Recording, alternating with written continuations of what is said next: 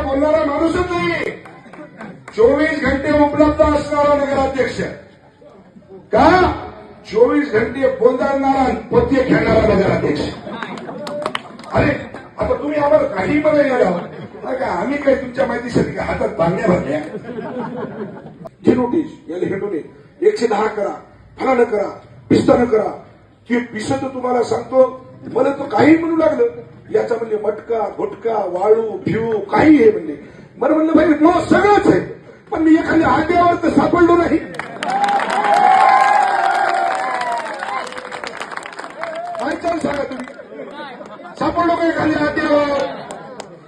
तूही आड्यावर आणि तू बोल आड्यावर. अरे बुडून मर रे, बुडून मराया ना, बुडून पाण्या. हे तुम्हाला सांगतो, भ्यायला कुठं माहिती का, त्याचं पोरगं म्हणते मला आमदार व्हायचं. हा घरातला संध्याकाळी झोपताना कडी लावून घ्यायलाय, ते पोरगं म्हणजे तू मुंडकत म्हणजे मी आमदार होतो. वस्तुस्थिती हो, मी खोटं बोलणार नाही. जनता पार्टी हे सत्याच्या पाठीशी आहे, इमानदार आहे आणि हे लोक काय करतात हे तुम्हाला पत्रकारांना माहीत आहे. रेती चालवणारे एकेकाच्या घरी 20-20 टिपर आहेत रेतीचे आणि मटक्याचे बुक्या सगळ्या त्यांच्याच आहेत.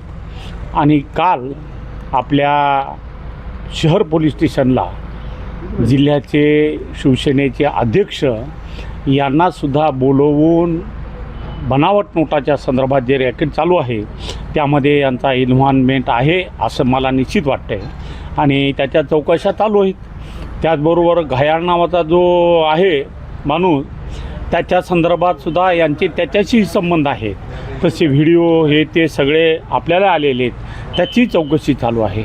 बोललं मग काय बोलत राहता या राजकारणात तर एकमेकावर टीका करणारच आहेत, पण त्या टीकेला योग्य उत्तर देऊ आम्ही योग्य वेळेला. त्यांना सकाळी कदाचित वाटलं असेल की बाबा भारतीय जनता पार्टीशी आपली युती होणार आहे, सकाळी असं वाटलं असेल आणि संध्याकाळी त्यांना गॅरंटी आली असेल की बाबा हे युती नाही, त्यामुळेच बोलले. ह्या गलिच्छ राजकारणाचा विचार या हिंगोलीची जनता निश्चित रूपानं करणार आहे आणि जनतेला माहिती आहे की हे शिवसेनेवाले निवडून आल्यावर काय करतील, किती लोकांचे प्लॉट बळकावतील, कितीच्या जमिनी धरतील, ह्या सगळ्या गोष्टी माहिती आहेत. त्यामुळे याची चिंता आम्हाला नाही आणि आम्ही कोणी हालती ही निवडणूक बाबारावजी बांगर यांची पत्नी नीताताई बांगर जिंकणारच.